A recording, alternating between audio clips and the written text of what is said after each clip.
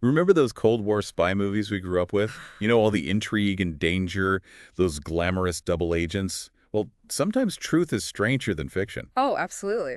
Today, we're going to dive into the real-life story of Christina Skarbek, Yeah.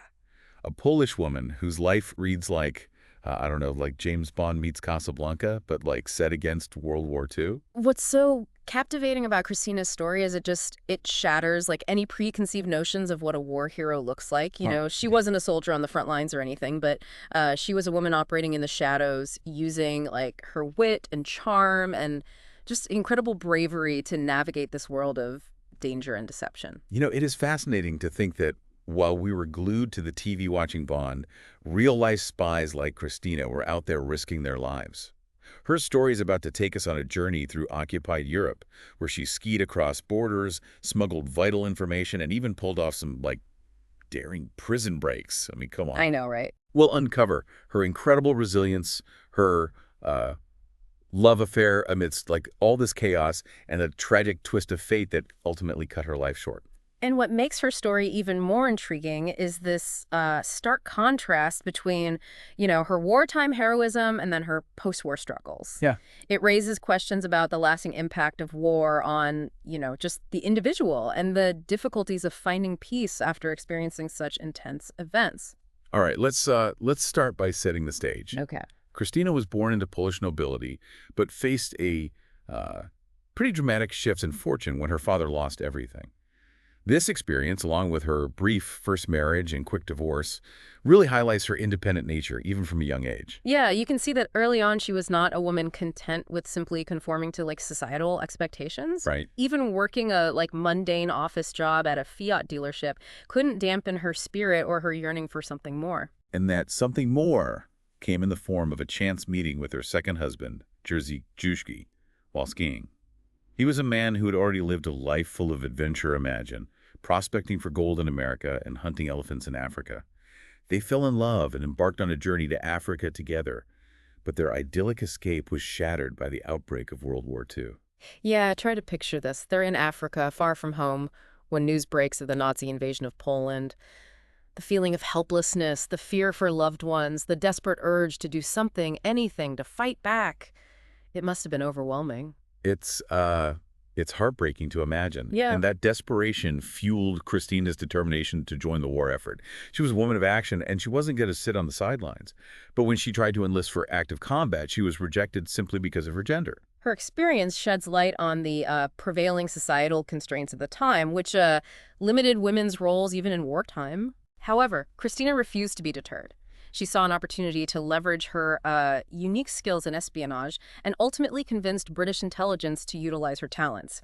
This led her to become a key agent for the Special Operations Executive, better known as the SOE, a top-secret British organization tasked with conducting espionage and sabotage behind enemy lines. It's mind-boggling to consider the risks she was willing to take. She skied across borders into Nazi-occupied Poland, carrying vital information, all the while living under assumed identities. It truly is like stepping into one of those Cold War spy thrillers. And it wasn't just the physical danger she faced. Consider the immense psychological pressure of constantly living a double life, never knowing who to trust, always one wrong move away from capture. That takes an incredible amount of mental fortitude and resilience. It's hard to even fathom. And amidst all this, she reconnected with a childhood friend, Jose Kowarski, who was also involved in espionage. Their shared experiences, their shared dedication to the cause, forged a deep bond that blossomed into a passionate romance, a glimmer of love amidst the shadows of war. It's a testament to the human capacity for connection, even in the darkest of times. Yeah, To find love and solace in the midst of such danger and uncertainty speaks volumes about their characters. but their luck couldn't hold forever. They were eventually captured by the Gestapo, a moment that truly puts Christina's quick thinking and bravery on full display. To secure their release, she concocted a daring plan, biting her tongue to draw blood, coughing it up, and convincing them she had tuberculosis. Wow. It's a daring move, but it also raises questions. Was feigning illness like a sustainable strategy? Did it create psychological burdens, knowing she constantly had to deceive? Did this experience, having stared death in the face, leave an indelible mark on her psyche, influencing her later choices and anxieties? It's certainly something to ponder. This brush with death didn't deter Christina. In fact, it seemed to embolden her. She went on to undertake even more daring missions, this time in France, working with the French resistance. And here's where things get truly unbelievable. She managed to orchestrate the rescue of 3 captured agents from a Nazi prison by posing as General Montgomery's niece. The sheer audacity of that plan is, like, almost beyond comprehension. It speaks not only to her incredible courage, but also to her ability to think on her feet, to manipulate and outsmart her adversaries. It's almost as if the danger fueled her ingenuity, pushing her to find creative solutions in seemingly impossible situations. It's hard to grasp the sheer scale of her courage, facing down the Gestapo one moment and then infiltrating a Nazi prison the next. It really makes you question what drove her to take such incredible risks, what fueled her unwavering dedication to the cause. Perhaps it was a combination of patriotism, a sense of duty, and a deep-seated belief in fighting for freedom against tyranny. Or maybe, on a more personal level, it was the thrill of the challenge, the need to constantly test her limits and prove her capabilities in a world that often underestimated women. It's it's a fascinating question, but as the war drew to a close, Christina, like so many others, had to face the daunting task of transitioning back to a life of peace. And this is where we see a different side to her, a more vulnerable side, as she grappled with the complexities of adapting to a world that seemed to have little space for the skills and experiences she had acquired during the war. It's a stark contrast, isn't it? Yeah. The woman who once outsmarted the Gestapo, who fearlessly navigated the treacherous world of espionage, now facing the more mundane challenges of peacetime. It's a reminder that the transition from war to peace can be incredibly difficult, especially for those who have lived through such intense experiences. And for Christina, who thrived on action and purpose, this transition seemed especially difficult. Imagine going from clandestine missions to a life of routine, from the thrill of danger to the predictability of everyday life. It's no wonder she struggled to find her place in the post-war world. Yeah, you can see that she was restless, perhaps haunted by the memories of her wartime experiences, and unable to find the same level of fulfillment in a world that now seemed, in comparison, rather mundane. And her refusal to accept charity further highlights her independent spirit, even when faced with adversity. It's as if she couldn't reconcile the woman she'd become during the war with the expectations placed upon her in peacetime. It's a poignant detail that reveals a certain level of internal conflict. She was a war hero, deserving of recognition and support, but she also seemed determined to forge her own path, even if it meant rejecting help and embracing unconventional choices. And one of the most poignant choices she made was to eventually take a job as a maid on a cruise ship. This, after all she had accomplished, after all the risks she had taken, after facing down the Gestapo and outsmarting Nazi prison guards, she ended up cleaning cabins. It's a detail that truly makes you pause and reflect on the complexities of her life and the challenges she faced in finding peace and purpose after the war. It's a powerful image that speaks volumes about the often unacknowledged difficulties faced by those who transition from the intensity of war to the normalcy of everyday life. And it also makes you wonder, was this choice a sign of defeat, a resignation to a life less extraordinary?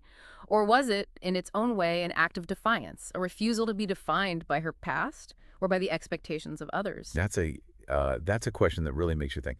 And unfortunately, we'll never know the answer for sure because Christina's life was tragically cut short.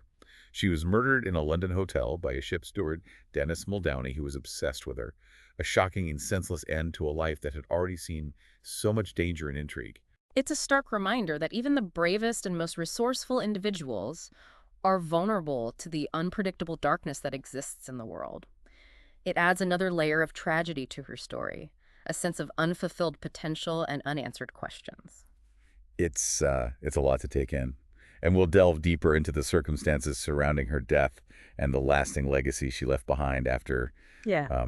Yeah. Well, we'll delve deeper into it right after this. Sounds good. Yeah, it's tough to, to grapple with the fact that someone who faced down Nazis and navigated the complexities of wartime espionage could be taken down in such an ordinary yet utterly senseless act. It does make you reflect on the fragility of life, doesn't it? Right. And in Christina's case, it adds another layer of tragedy. To have survived so much only to be robbed of the opportunity to, truly find peace and happiness in the aftermath. Yeah. Almost as if she was constantly seeking a sense of purpose, an outlet for her, extraordinary abilities that peacetime couldn't quite provide. And yet, even in death, there's a sense of poetry, a final act of loyalty. She was laid to rest with full military honors, her medals a testament to her wartime bravery. And years later, Andres' ashes were interred at her feet, reuniting them in a way that fate had denied them in life. It's a powerful image, a reminder that their bond, forged in the crucible of war, transcended even death itself. Absolutely. So, stepping back from the emotional weight of her story, what does this all mean? What can we learn from Christina's life? Well, if we connect her story to the bigger picture, it sheds light on a chapter of World War II that's often overlooked, the vital contributions of women in the war effort. Christina and countless others like her defied expectations, broke down barriers, and risked their lives in ways that were rarely acknowledged or celebrated at the time. It's a reminder that heroism takes many forms and that courage isn't always found on the battlefield. Sometimes it's found in the quiet acts of defiance, the willingness to step into the shadows and fight for what you believe in, even when the world tells you you can't. And Christina's story also challenges our perceptions of what a hero looks like. We're so used to the Hollywood image of the dashing secret agent, the suave and sophisticated James Bond. Right. But Christina reminds us that real life is rarely so glamorous. It's messy, it's unpredictable, and it's often the quiet, unassuming individuals who possess the greatest strength and resilience. Speaking of James Bond, there's actually a fascinating theory that Christina's life may have inspired Ian Fleming, the creator of Bond. Some believe that the character of Vesper Lynd in Casino Royale, the first Bond novel, was based on Christina. It's certainly possible. They share some striking similarities. Both were intelligent, resourceful women operating in the world of espionage. Both were deeply affected by the traumas of war. And while I wouldn't say Christina was a Bond girl, she was far too complex and independent for that label. She certainly embodies the same courage, cunning, and unwavering dedication that we associate with the iconic spy. I love that she wasn't a Bond girl. She was James Bond. It's a much more fitting tribute to her extraordinary life. And it raises a thought-provoking question. Would Christina have been content to be just a Bond girl, a supporting character in someone else's story? Or was she always destined to be the protagonist, the one calling the shots, taking the risks, and forging her own path? It's a great question. And it makes you wonder, if she had lived, would she have found that peace and happiness that seemed to elude her in the post-war world? Or was she, as she herself sometimes hinted, meant for a life of constant adventure, of pushing boundaries and defying expectations? It's difficult to say, of course, but perhaps the answer lies not in a destination, but in the journey itself. Maybe for Christina, it wasn't about finding a perfect ending, but about embracing the challenges, the uncertainties, and the constant state of flux that defined her life. That's a really interesting perspective. It's not about finding a static sense of peace, but about, finding peace within the chaos, within the constant struggle for something more. Exactly. And perhaps that's the most valuable lesson we can take from her story. The recognition that life is rarely neat and tidy, that it's full of contradictions and complexities, that true fulfillment often lies in embracing the journey, with all its twists and turns, rather than searching for a fixed destination. It's a powerful reminder that even in the face of tragedy, even when life feels unfair or unfulfilled, there's still beauty to be found in the striving, in the constant reaching for something beyond the ordinary.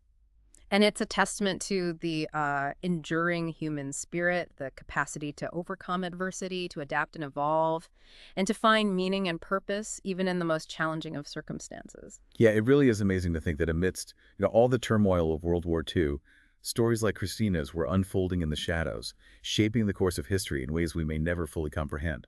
Yeah, it's a humbling thought, isn't it? That while we, tend to focus on the major battles and political figures, there were countless individuals like Christina operating behind the scenes whose bravery and sacrifice often went unnoticed. And their stories, I mean, they deserve to be told, not just for the historical significance, but for the lessons they offer about human courage and resilience and just the complexities of navigating a world in turmoil. Right. It's in those individual stories that we truly connect with the human cost of war, the personal sacrifices made, the inner battles fought, and the enduring impact on those who lived through those extraordinary times. Christina's story has certainly made me think about the world in a different way. It's broadened my understanding of what it means to be a hero, and it's sparked a curiosity to uncover more of these hidden figures from the past. And that's the beauty of these deep dives, isn't it? They open up new avenues of exploration, challenge our assumptions, and encourage us to just keep learning and questioning. Exactly. It's like peeling back layers of history, revealing this intricate tapestry of events and individuals that have shaped the world we live in today. And who knows what other remarkable stories are out there, waiting to be discovered? What hidden heroes are just waiting for their moment in the spotlight? That's what I find so exciting, the possibility of like unearthing those forgotten narratives, of giving voice to those who may have been silenced or overlooked by history. It's a reminder that history is not just, a collection of dates and facts, but a living, breathing narrative that's constantly being reshaped and reinterpreted as we uncover new perspectives and voices. And by engaging with these stories, by allowing ourselves to be, challenged and inspired by them, we contribute to that ongoing process of historical discovery. We become part of a larger conversation, connecting the past to the present in meaningful and insightful ways. And who knows, maybe by sharing these stories, by keeping the spirit of curiosity alive, we might even inspire future generations to seek out their own hidden heroes, to challenge the status quo, and to make their own mark on the world. That's a fantastic thought to end on. If Christina's story has resonated with you, if it's ignited a spark of curiosity about the untold tales of history, I encourage you to keep exploring. There's a whole world of fascinating stories out there waiting to be discovered. And if you're hungry for more deep dives, more journeys into the past, be sure to subscribe to our podcast. We've got a treasure trove of captivating stories lined up, ready to transport you to different times and places, and to introduce you to a cast of characters you won't soon forget. Until next time, keep exploring, keep questioning, and keep the spirit of discovery alive.